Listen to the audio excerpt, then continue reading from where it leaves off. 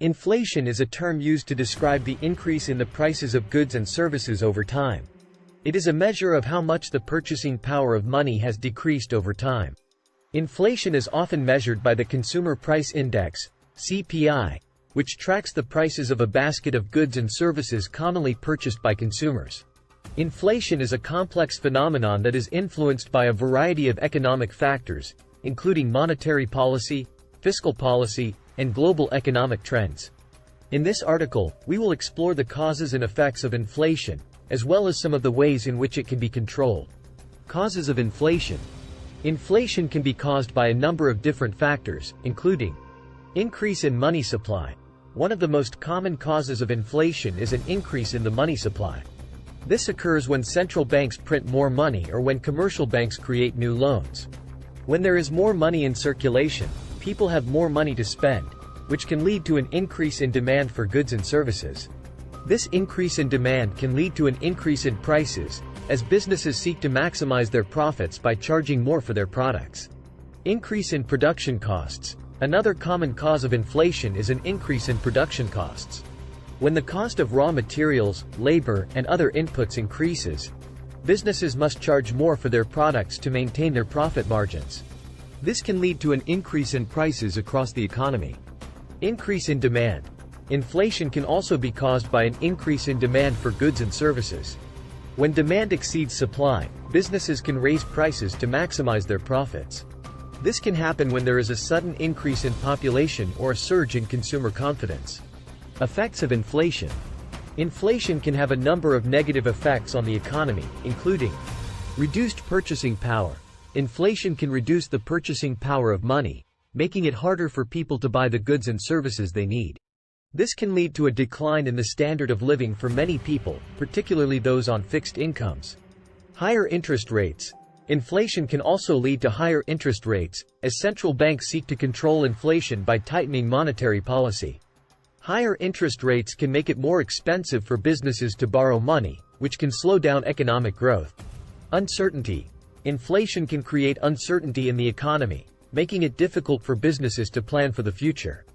This can lead to a slowdown in investment and hiring, which can further slow down economic growth. Redistribution of wealth. Inflation can also lead to a redistribution of wealth, as some people benefit more from inflation than others. For example, people who own assets like real estate or stocks may see the value of their assets increase during periods of inflation, while people on fixed incomes may struggle to keep up with rising prices.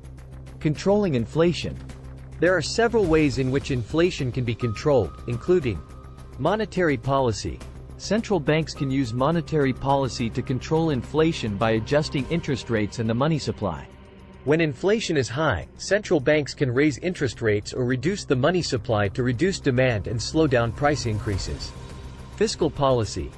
Governments can also use fiscal policy to control inflation by adjusting taxes and government spending. For example, governments can reduce spending or raise taxes to reduce demand and slow down price increases.